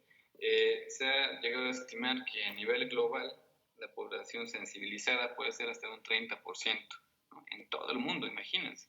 Es un porcentaje bastante alto. Se han llegado a describir hasta 40.000 especies de ácaros, sin embargo de ellas solamente 25 se han relacionado con alergia. ¿Dónde van a estar más frecuentemente? En interiores, ¿no? En las viviendas, en las oficinas, en los almacenes.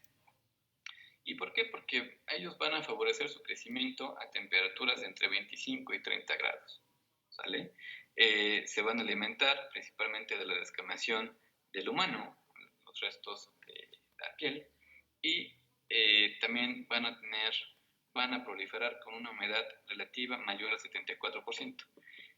Y la cama, nuestro colchón, justamente cumple todas estas características, ¿no? Va a ser un área calientita, entre 25 y 30 grados, va a tener una alimentación constante, que se ha determinado que un paciente adulto, un promedio de 70 kilos, puede llegar a escamar hasta 5 gramos de epitelio. Se van a alimentar de forma importante y pues va a mantener cierta humedad la cama. Entonces, la cama, todo lo que es el colchón, almohada, la ropa de cama, es uno de los más importantes reservorios de ácaros, ¿sí? Y si a esto le sumamos que los hongos también van a generar ciertas enzimas que van a favorecer el desarrollo y la proliferación de los ácaros, pues bueno, esto hace que las habitaciones o los interiores sean uno de los principales reservorios de los ácaros, ¿vale? Y pues bueno, los ácaros se van a ir alimentando, como ya les comentamos, de la descamación epitelial diaria, ¿vale? Sin embargo, ¿qué es lo que nos hace alérgicos? Esto, que son las heces de los ácaros, ¿vale? Este es un ácaro, uno de los más representativos, que es el ácaro del polvo, es el Dermatofagoides teronícinus, que puede llegar a tener una medida de entre 100 y 300 micrómetros, ¿vale? Sin embargo, las heces van a ser de 10 a 40 micras, y esta, tal cual, es una microfotografía electrónica de una de las heces de los ácaros, ¿vale? Estas van a tener enzimas proteolíticas digestivas que van a lesionar el epitelio, ¿vale? Y también aquellos lugares que tengan bajas temperaturas pues van a tener un desarrollo lento, ¿vale? Entonces, ahora, si han visto ustedes que hay publicidad de ropa de cama antiácaros, ¿no? ¿Sí la han visto? Que se funda antiácaros, el colchón antiácaros. Ahora, ¿qué características debe reunir esta medida de prevención o de separación, esta medida física, ¿no?, de separación? Pues la distancia textil entre sus poros debe de ser menor de 10 micras. ¿Por qué? Porque si es mayor de 10 micras la separación textil entre sus poros de la tela, ¿qué es lo que va a suceder? Pues no va a ejercer este efecto de filtro, y lo que nos sensibiliza, que son las heces de los ácaros, pues van a estar pasando. Entonces, pues la sábana o la funda va a estar muy bonita, regularmente son bastante frescas, pero no es un filtro, no es un buen filtro, ¿vale? Entonces, pues las verdaderas fundas y forros antiácaros son bastante caros, ¿vale? Yo he llegado a ver en tiendas departamentales fundas antiácaros que se anuncian, pero búsquenlo cuando vayan a los centros comerciales, a las tiendas de conveniencia, busquen, ¿no?, si en algún lado de sus características menciona qué tamaño tiene de separación entre sus fibras textiles, y la gran mayoría de ellas ni siquiera lo dice, ¿vale? Gran diferencia con las verdaderas fundas, foros antiácaros, que dice el tamaño de separación de las fibras textiles. La gran mayoría oscilan entre 5 y 10 micras, ¿vale? Y estas sí sirven como un auténtico filtro. Ahora, ¿cuánto cuesta? Regularmente no se encuentran con facilidad en México, hay que solicitarlas del extranjero, principalmente en Estados Unidos. Y en promedio, una funda para un colchón matrimonial se viene costando entre 2.500 y 3.000 pesos, ¿vale? A comparación de lo que llegan a anunciar en los centros comerciales, que una funda antiácaro pues cuesta como entre 200 y 300 pesos, ¿no? La verdad es que de entrada por el costo, pues nosotros y ustedes ya de aquí en adelante van a saber que pues no funciona, ¿no? Digo, se anuncian como antiácaros cuando realmente no funcionan para ese fin, ¿vale? Ahora, entonces tengan en cuenta estas características, ¿no? ¿Qué nos sensibiliza? Las heces, que son micrométricas, ¿no? De 10 a 40 micras, ¿vale? ¿Y qué es lo que sucede? Pues que en la noche, cuando nos acostamos, estamos respirando, aspirando, reciclando todas estas heces de los ácaros, ¿vale? Es por eso que, ya lo veremos posteriormente, hay medidas de evitación de alérgenos y muchas van encaminadas hacia la erradicación de estos animalitos, ¿vale? Que incluso han hecho preguntas de examen nacional de estas medidas de prevención, ¿vale? Y entonces tenemos estas tres especies que son las más comunes generadoras de alergia: Dermatofagoides teronícinus, Dermatofagoides farine y Blomia tropicalis, ¿vale? El Dermatofagoides teronícinus es el ácaro que más frecuentemente es asociado con enfermedad alérgica de vías aéreas, ¿vale? Van a estar más frecuentes en colchones, almohadas, alfombras, todo aquel lugar que sea reservorio de polvo. Y tienen reactividad cruzada con otros ácaros que podemos encontrar en quesos, en depósitos de semillas, ¿vale? Entonces, lo que les comentaba, si nuestro paciente es panadero, sospecharíamos un tipo muy específico de ácaro que también puede tener actividad cruzada con cualquiera de estos tres, ¿vale? Epitelios de animales. La verdad es que los dos animales más frecuentes a nivel mundial, pues son el gato y el perro, ¿no? El gato es uno de los más estudiados y es uno de los que más frecuentemente pueden llegar a generar alteraciones, ¿no? Se va a excretar en glándulas sebáceas, en saliva y en glándulas lacrimales. Este alérgeno se va a acumular en la piel y en la caspa de este animalito y pues lo va a ir regando por todos lados, ¿vale? Se ha documentado que los machos tienen mayor concentración del alérgeno, ¿bien? Y la verdad es que es uno de los top 3 a nivel mundial, el gato. Y el perrito, a pesar de que es el animal con mayor frecuencia hallado a nivel intradomiciliario, pues se ha detectado que es más frecuente en pacientes asmáticos, ¿vale?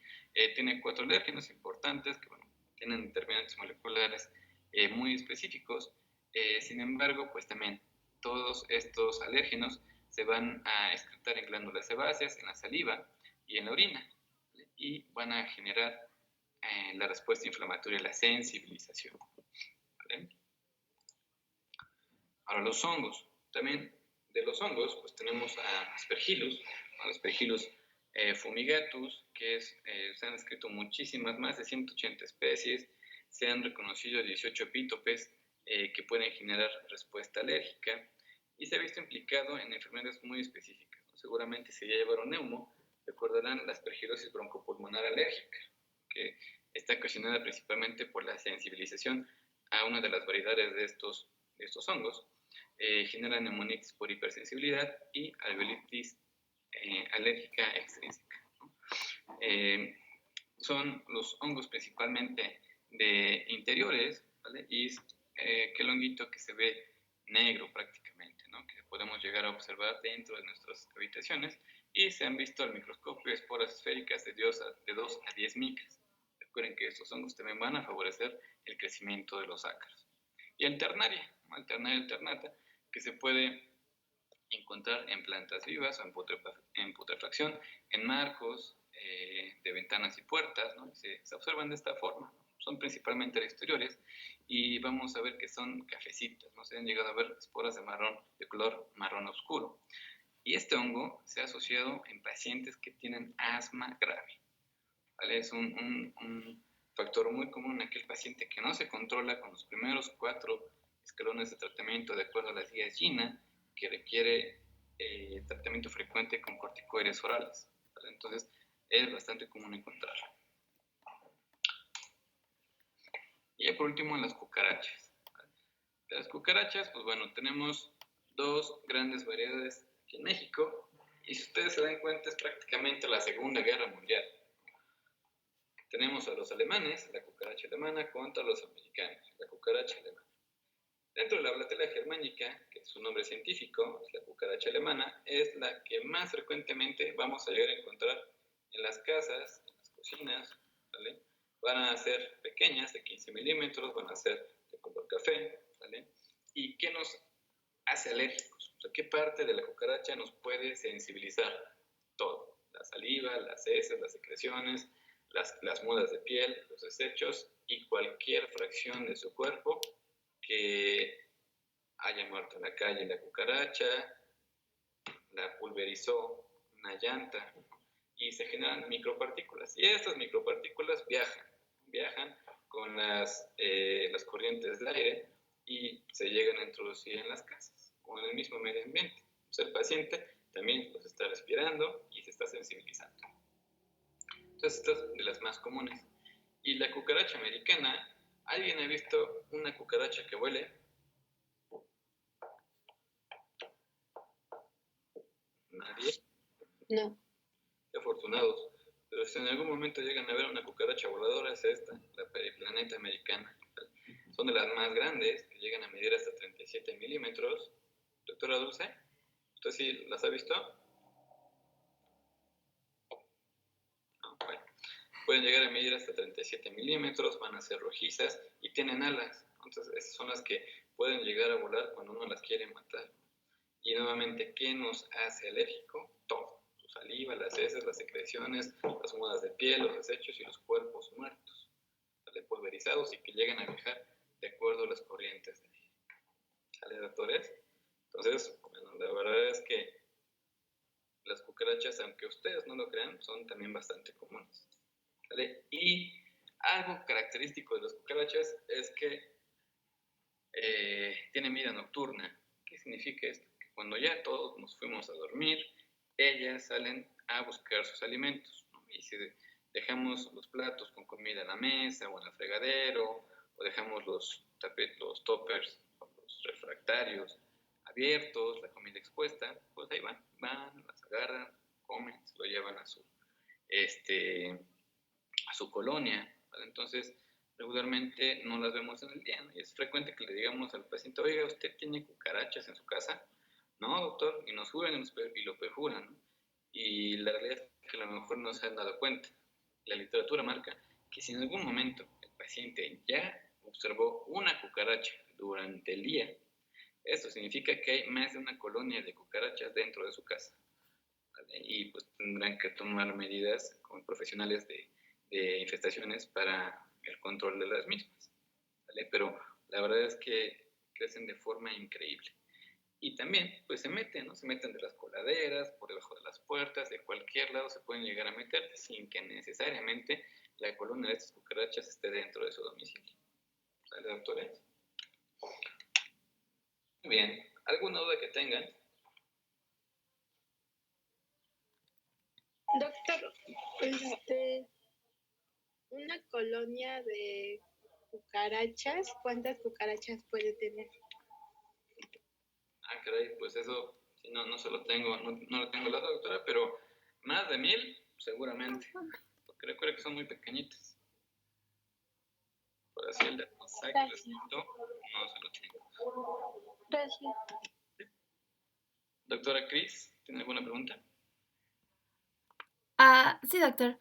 ¿Algo tiene que ver por ejemplo, el tipo de pelo que tienen los perros?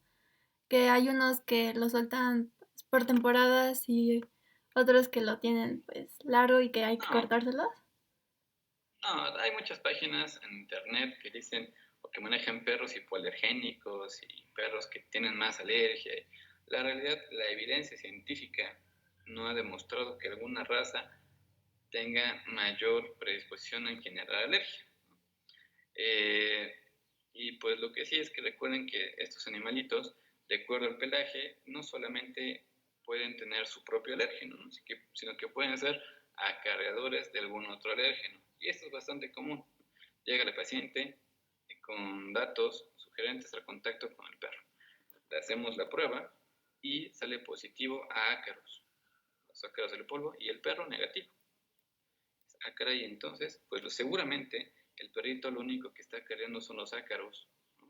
Más si el perrito duerme en cama, pues también los ácaros pues, se pueden llegar a dosar y comer su propio epitelio, y el perrito pues nos va llevando los ácaros a todos lados. Pero que tenga que ver el cambio de mudas de su pelaje o algo más, la verdad es que no, doctora, no hay evidencia que respalde, evidencia científica que respalde esta información. Páginas en internet, muchísimas, ¿no? Sugieren hasta razas hipoalergénicas y todo, cuando la realidad es que no hay evidencia científica. ¿Sale? ¿Alguna otra duda? Doctor, entonces cuando, por ejemplo, alguien dice que es alérgico a un tipo de perrito y a otro no, puede que en realidad sea tal vez a que el perrito está cargando ácaros. Está cargando algo más. Ácaros, pólenes, restos de cucarachas. ¿Sale? Que no necesariamente tiene que ser el perrito. Entonces, cuando llegan con nosotros, sobre todo cuando son niños, justo apenas hace poco vi un niño consulta con esta manifestación, ¿no? ¿Qué es lo primero que decimos? Bueno, no regalen al perrito hasta que confirmemos que realmente es el perrito. Y aún así, aunque se confirme que es el perrito, hay medidas.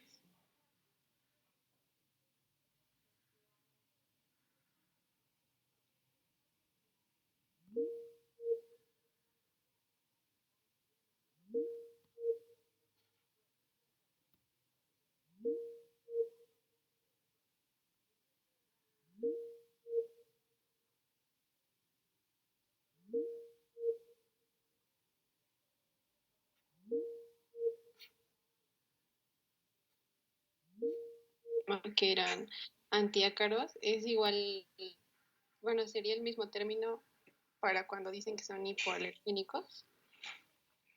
Pues teóricamente sí, ¿no? En teoría, si estamos hablando de objetos textiles que se denuncian como hipoalergénicos, deberían de ser una medida de barrera entre el cuerpo humano y el ácaro.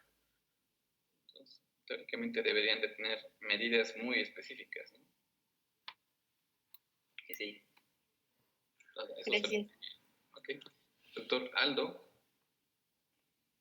Sí, doctor, a manera de resumen y de arranquear este tipo de alérgenos predominantes en México, podemos decir que los primeros son los ácaros, luego el polen, tercer lugar árboles y por último los epitelios de animales. Bueno, ya dejando exclusiva a los hongos, en ese orden. Ok, el orden depende mucho de qué parte del país esté, ¿vale? Porque recuerde que México es muy extenso y de acuerdo al lugar en el que radica nuestro paciente es la incidencia y la prevalencia de la sensibilización. Pero sí, digamos que si quisiéramos verlo por frecuencias, los ácaros, dermatofoides teroníceos, farina y plumia, serían los número 1, ¿vale? De ahí seguirían pólenes, ¿no? Pólenes principalmente de árbol de fresno, árbol del encino, árbol del mezquite, ¿vale? Y de ahí seguirían pólenes, principalmente pólenes de pastos, ¿vale? De ahí yo creo que sí ya seguirían epitelios de animales y hongos, ¿vale?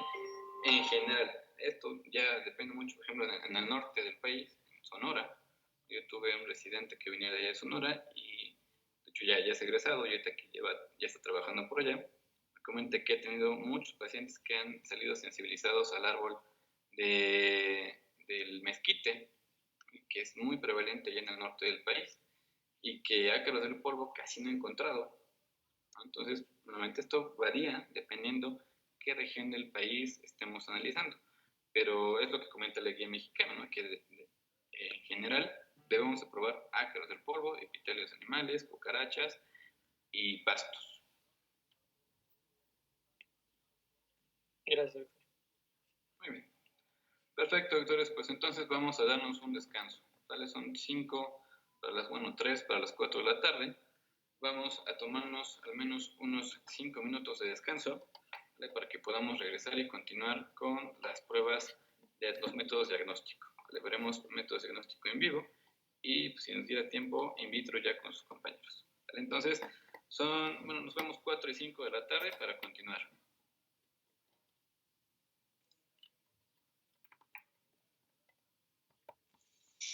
Sí, doctor. Sí, doc, gracias. Sí, doctor.